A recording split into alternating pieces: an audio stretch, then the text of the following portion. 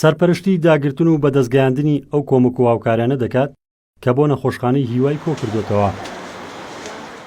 ئەم پزیشکە خاوەنی بیرۆکەکەی و 2 هەفتە بەر لە ئێستا کەمپینێکی لەژێر ناوی هیوایەک بۆ هیوا ڕاگەیاند و بە بەهای نزیکەی 6 ملیۆن دینار دەرمان و پێداویستی پزیشکی لەدایان کۆمپانیای کەرتی تایبەت و سەرمایەدار کۆ کردوێتەوە.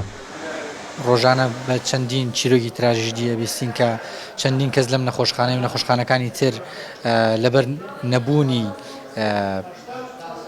پارەی پێویست ناتوان ئەو دەرمانانی کە پێویستن بۆ چارەسەر وەری بگرن و ناچار بەدەم نەخۆشی و بەدەم ئازاری نەخۆشیەکەەوە ئەناڵێنن. بۆیە بە خۆم بە بەرپرسیار زانی لە ئاستی ئەمەیە و بە بیرملۆ کردەوە کە ئەو کەمپینە ڕابگەێنم بۆی کە لە ڕۆژی جیهانی دەرمانسازانەوەکو دیاری دەرمانسازێک پێشکەشی نەخۆشخانەی هیوا بکەم تا بەشێک لەو ئەرکە قورسەی کە لەسەر شانی نەخۆشە کەمیکەینەوە بڕێک لەو دەرمانانە کە پێویستیانن بەبێ بەرامبەر بۆیان دابین بکەین. بەپێی ئامارەکانی نەخۆشخانەی هیوا ڕۆژانە 500 بۆ 1000 کەس سەردانیان دەکەن و هەر ڕۆژە و 10 بۆ 15 نەخۆشی نوێ تۆمار دەکرێن.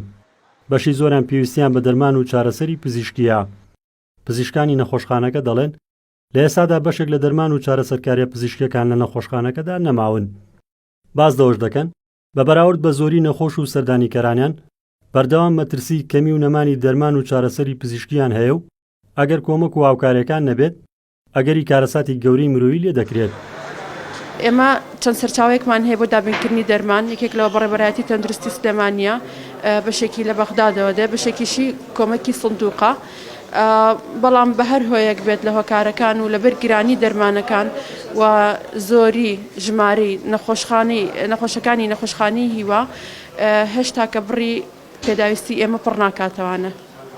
لە ئێستا کێشەی کەمی دەرمان و پێداویستی پزیشکیە لەم نەخۆشخانە بە دڵنیایی و کێشەمان هەیە و هەرچەنە هەوڵماندا و چەند هەوڵێکی جدی درراوە بۆ دابینکردنی دەرمانەکان، بەڵام لە ئێستادا هەر زۆر پێویستمان پێێتی بڵ. جگە لە هاوڵاتیانی هەرێم، هاوڵاتیانی پارێزگاکانی ناوەڕاست و خواروی عێراق دێنە نەخۆشخانەی هیوا.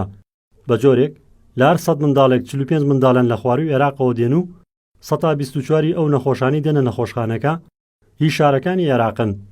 ناو بەناویش بەوەی کەمی و نەبوونی دەرمانی پێویست توشبوانی شێرپەنجە مەترسی لەسەر ژیانیان دروست دەبێت بەوەی دەست نەکەوتن و گرانی نرخی دەرمانەکان لە دەرەوەی نەخۆشخانەکە.